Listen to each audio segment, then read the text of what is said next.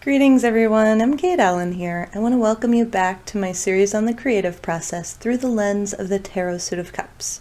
For this month I drew the Page of Cups, and I drew it from the Tarot of Architectural Objects.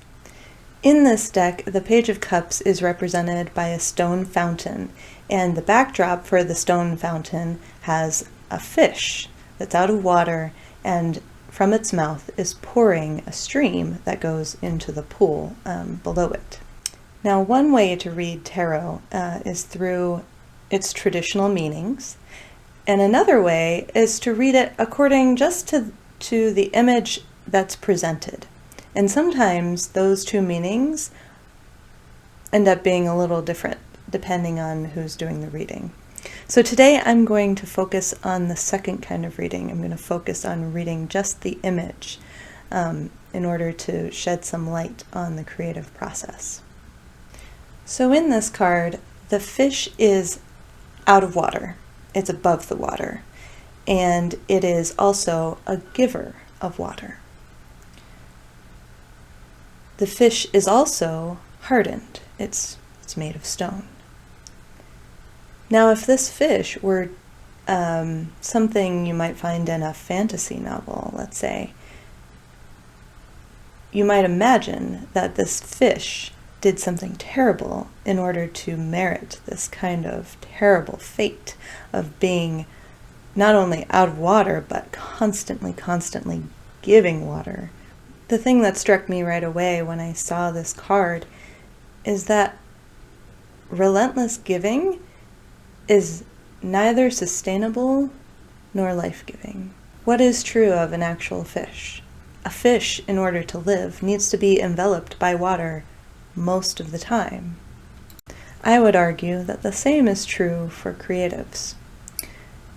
In order to give something creatively, one needs to be immersed most of the time in creativity that one receives.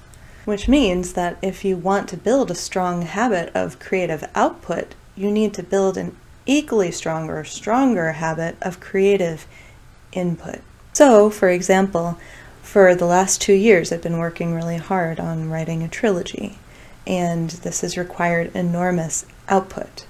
But also it has required me, and I've learned this along the way, that I need lots of creative input. So I regularly take myself to inspiring places, like parks. I really enjoy parks. I'll go to, here in the Phoenix area, there's Rawson House, which is a beautiful Queen Anne Eastlake style Victorian mansion. And I'm a member there. So I take tours and it's glorious.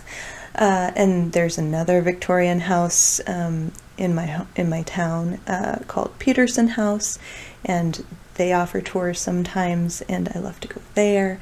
Other things I like to do might include practicing mandala patterns, or painting a painting, or going to the craft store and taking in all the smells, or buying something from the craft store and then doing something crafty. There's so many things. It could involve just going to my favorite coffee shop and getting something yummy to consume while I read a book, because reading is another form of consuming. There's so many ways. Those are some of my favorite ways to receive the kind of creative inspiration that fills my creative tank. And so I'm curious, what sort of things fill your creative tank? And do you give yourself permission to do those things on a regular basis? One of my favorite things to do recently is to go to my local library and just sit or explore the stacks. And what delights me as much as just sitting there or being around books is watching all the other people who are there for the same thing.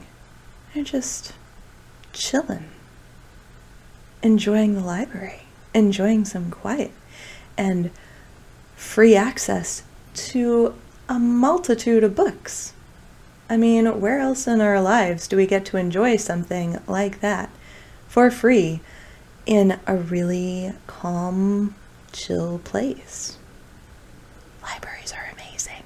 For today, I invite you to consider something that you've been wanting to do creatively, but you don't feel like you have the energy, or maybe you don't feel like you have the time, or maybe you don't feel like you have the talent, or maybe you feel like you don't have some other resource that's required for you to do this thing.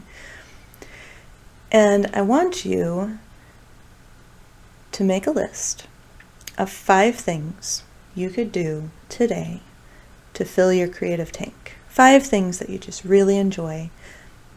Maybe things that don't cost anything, but allow you to immerse yourself in your own delight. What are those 5 things? And then I invite you to pick one and go do it right now. Why not? There is really something to be said for filling your creative tank with something that only requires you to show up. Just be there. Soak it in. Enjoy it. And I think perhaps you'll find, as I have found, that as you allow yourself to just soak in what you enjoy, you will have more energy, and maybe we'll find more time, and maybe we'll find the courage to do more of the thing that you really want to do. I invite you to share in the comments what you end up doing. I would love to hear about it. As always, thank you to my Patreon patrons, the sticky ones, for your ongoing support of this series and so much else that I do. I really appreciate it. Thank you so much. I will be drawing my next card for this series at the beginning of next month, and you can find out what that card is going to be on Patreon. And then I'll post the video first for my Patreon subscribers at the end of next month, and then for the general public a little bit later. I hope you have a marvelous day, and I will see you next time.